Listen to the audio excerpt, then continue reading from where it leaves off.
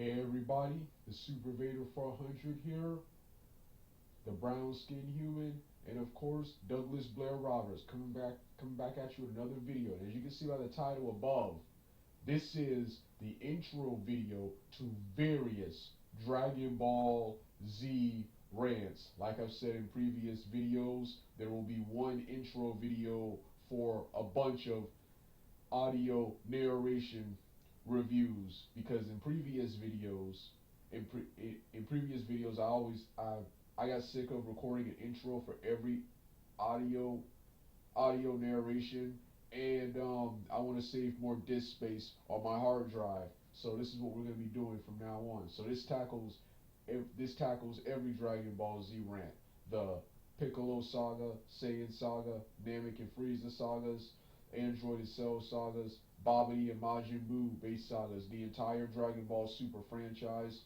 Fakatsu no F, the entire Dragon Ball Z franchise, the entire Dragon Ball franchise, and even though I like these versions of Dragon Ball, love these versions of Dragon Ball, um, Super Brawly, and of course maybe Dragon Ball Evolution. Because while I like those films, I do have a problem. I do have a couple of problems with those films. So this is the intro video to all Dragon Ball base rants. So with that being said, let's get started right now. Gonna show you what I'm made of.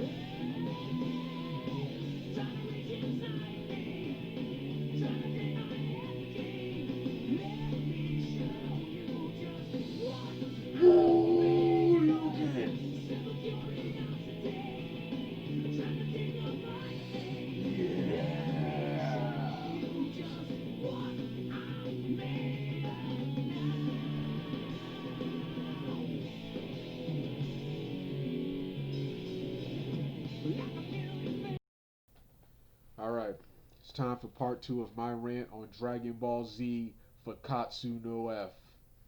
Before I get to the rant portion of this video, I want to talk about my history with this film right here. Now, even though I hated Dragon Ball Z Battle of Gods, the prequel to this film in 2014, this film looked better. While I still didn't like the fact that Frieza was the main overall storyline, his return was the overall main storyline.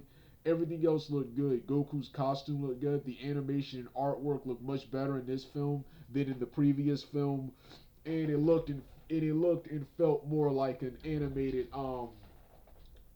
animated based movie. And this film right here is everything I would have wanted in a Dragon Ball Z live action film. In a Dragon Ball Z film, only I wanted all of this in live action with real actors and CGI. But this looked like everything I wanted in a Dragon Ball Z film. Then I watched several spoiler reviews and rants on this film.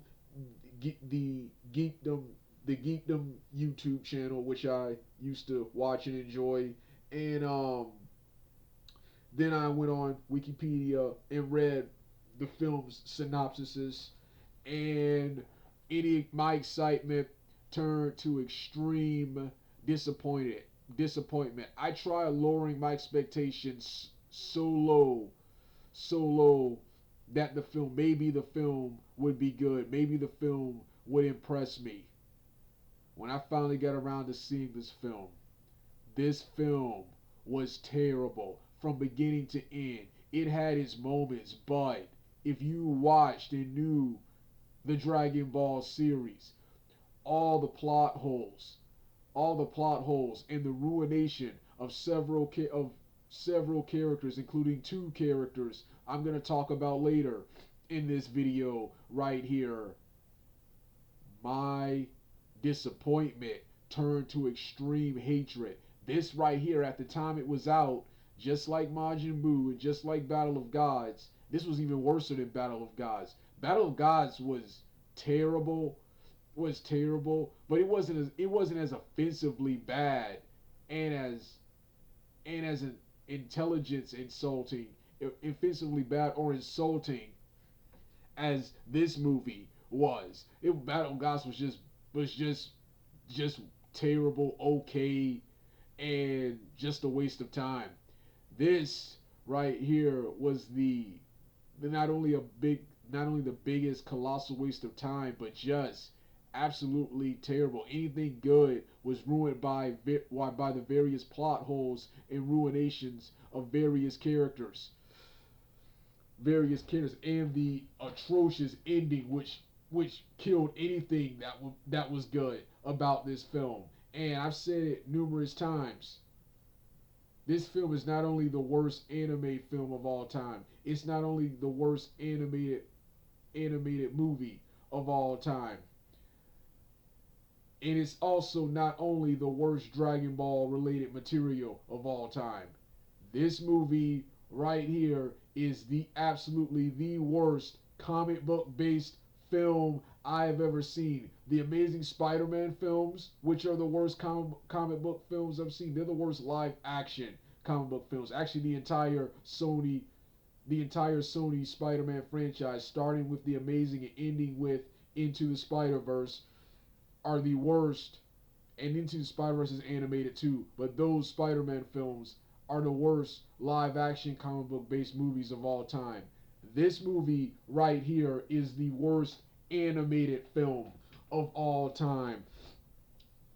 Of all time, because with those other films, the Spider-Man film, the Amazing Spider-Man films, X-Men First Class, movies like those are major studios screwing up the characters and the source material and Marvel's work.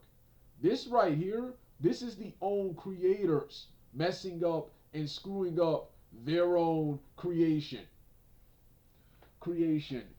This movie, where do I begin? Oh yes, the plot. Like I said, one of the many things I hated about Battle of Gods, and I knew I was gonna hate it here, and that was in Battle of Gods. What was the plot about again? In Battle of Gods. Oh yeah, I hated that Frieza was a main topic and a main storyline plot element in the post Cell and post Majin Buu era, and we're supposed to care and take him seriously after everything that happened to him. A villain who is not only past his prime, but hasn't been shit since his saga, the Namek and Frieza based sagas. When he came to Earth, and he came to Earth and quickly got killed by an unknown Super Saiyan out of nowhere. Yeah, Trunks. Trunks killed him, but Trunks didn't tell you who he was or why he was there until after Frieza was killed. So pretty much, Frieza showed up only to get killed by a random Super Saiyan with a sword who pretty much came out of nowhere. And he's supposed, despite getting cybernetic enhancements, those didn't do him no job. Those didn't do him any favors in the fight with Trunks. Then several years later, he's back, and we're supposed to take him seriously. But that wasn't even the worst. No, that wasn't even the worst. Then next, the main plot point was the villains resurrecting Frieza. I've said it once and I've said it again. Frieza is not Orochimaru from Naruto. And what I mean by this is, in Naruto, Orochimaru, both him and Frieza, both him and Frieza, um, were both pretty much emperors and control. Well, Frieza controlled planets. Orochimaru had his own sound, controlled the sound village, and both of them had followers and henchmen. Frieza's henchmen. Let's go back to no. Before I go back to Frieza, let's go back to Orochimaru. Orochimaru's henchmen were not only followers of him, followers for him. They were loyal to him. They were willing to do anything, including offer up their own one character even offering up their bodies. They had relationships with Orochimaru. Whereas Frieza's henchmen, everyone with the exception of the Ginyu Force and Zarbon, only served Frieza to stay alive. It's better to be on the side of the devil than be in his path. So, with that being said, no one would go through all the trouble to wish back Frieza. Why would you want to bring back that hell? That hell, that terror. Who would waste time trying to resurrect and bring Frieza back? That's the first plot hole. Plot hole number 2 or 3 is Frieza has been dead for like almost 20 years at the time of this movie. At the time this movie happened, almost 20 years, and then now they didn't try to get around this plot hole by saying they wish back Frieza's parts and reassembled him together. Frieza has no parts. Trunks cut him up into pieces and incinerated him with a blast. He has no parts. He's ash. He's dust. Space dust. He has no parts. So how were they able to wish back his parts and bring him back to life when it was established that Shinron can't bring back the person has to be whole for Shinron to be able to bring him back. He's dust.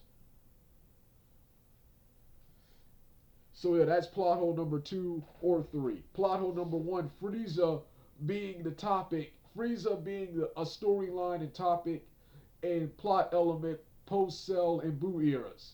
Plot hole number 2 was anyone going through the trouble to resurrect Frieza. Plot hole number 3 is them being able to wish back Frieza when he no longer have a body. They didn't try to get around this plot hole by saying Frieza, well, they wish back his body parts when he doesn't have body parts. Trunks not only cut him up to pieces, he incinerated him with a blast. So this right here couldn't happen. No one could ever reassemble him again.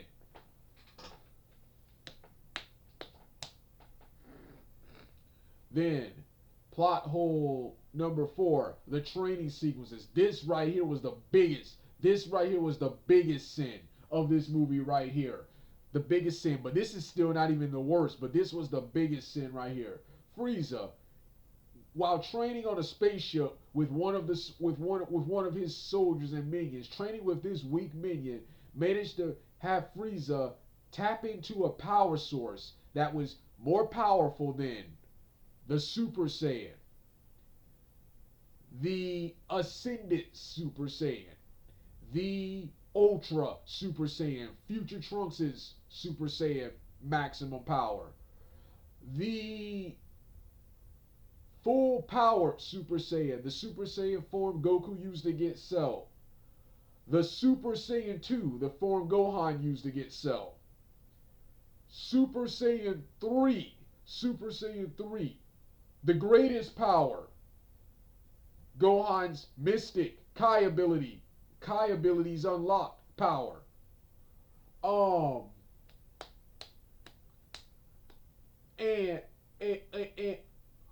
And of course, so yeah, all of those power levels, he was able to tap into a power source more powerful than all of those powers when he couldn't even beat Super Saiyan 1.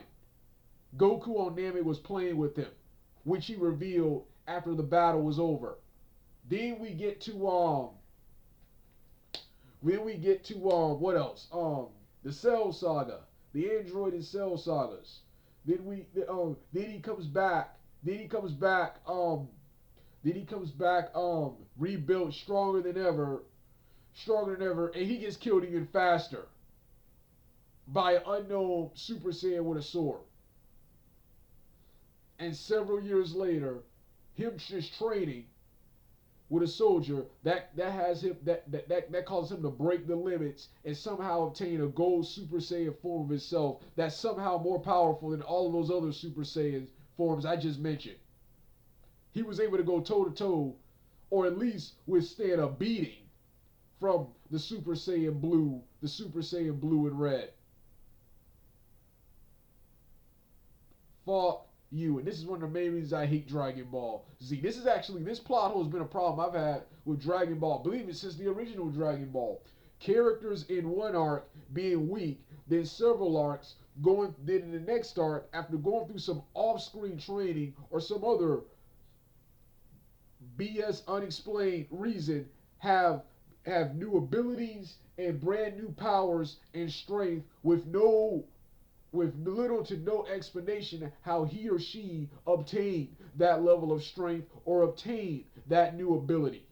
That's one of the main reasons I don't like Dragon Ball. Dragon Ball, especially Dragon Ball written by Toriyama. So yeah, those are the four plot holes, with the fourth one being the biggest sin. Now come the ruination of badass characters. Gohan and Piccolo. When Frieza and his soldiers attacked Earth, as awesome as it was to see Tien Shinhan, Jocko, and even Master Roshi and Krillin fighting. None of that was needed. As cool as that Avengers moment was, none of those characters were needed. Gohan and Piccolo were enough. As soon as Gohan and Piccolo hit that screen, every villain on screen, every henchman on screen should have been dust. It should have been One Punch Man. One Punch Man, One Kick Man, One Blast Man. All of them should have been dust. Yeah, we have Piccolo and Gohan struggling to beat Frieza soldiers. I even heard, I never read about this, but I even heard that one of those soldiers in a rant from the Geekdom guy who did a rant on this movie, that one of the soldiers Piccolo fought was apparently Zarbon level, and Piccolo, who went toe to toe with Frieza's second form, and even went toe to toe with Cell, made Cell, imperfect Cell, run and absorb more people and come back when Piccolo was worn out from fighting Android 17 to knock him out. Piccolo right here couldn't beat a soldier that was supposedly Zarbon level. And Gohan and them, they all struggled to beat weak ass Frieza soldiers. This completely killed both of those characters. I still like Gohan, but I absolutely hate Piccolo after this moment,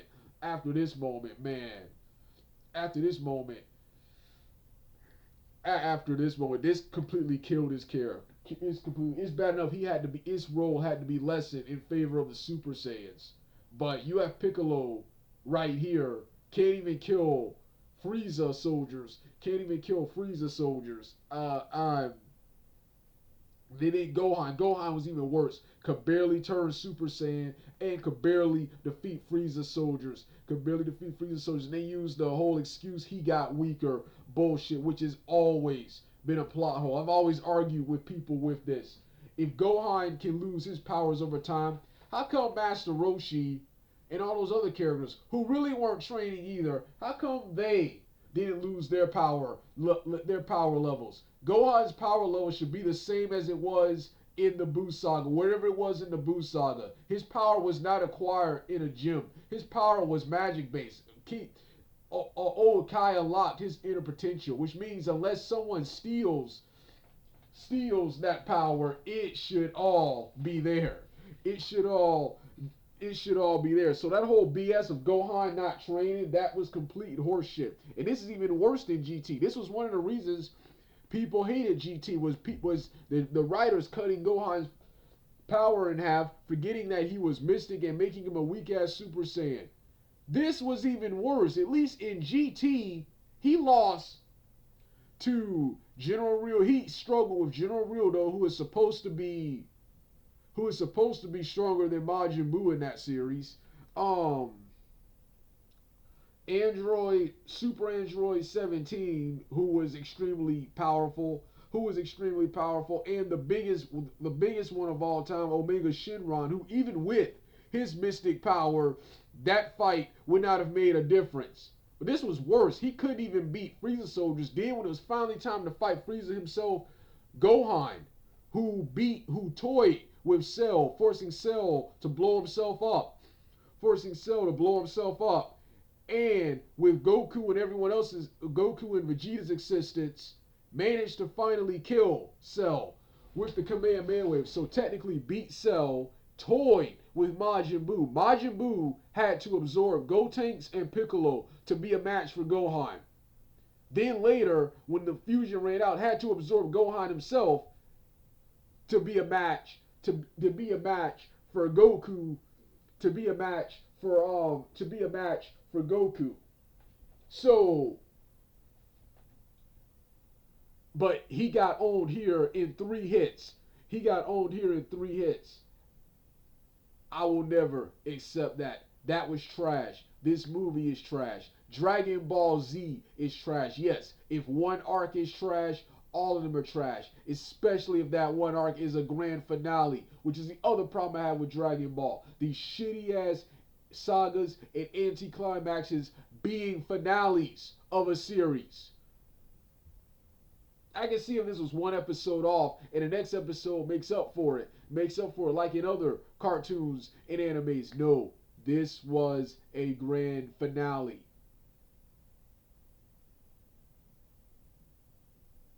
This was terrible. So that right there, this and Frieza's power level are the two biggest sins of the movie and the biggest reason I hated this film.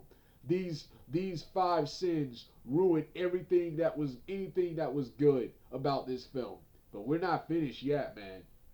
Now, it's time for the Frieza and Vegeta fight. If there was one good thing about bringing Frieza back was we could give the Vegeta character some closure. And have the final confrontation with Vegeta and Frieza, where the only time Vegeta should have won a fight was right here. Vegeta could have killed Frieza and ended all the suffering Frieza caused. After a long battle, Vegeta's about to finally finish off Frieza. Frieza out of nowhere manages to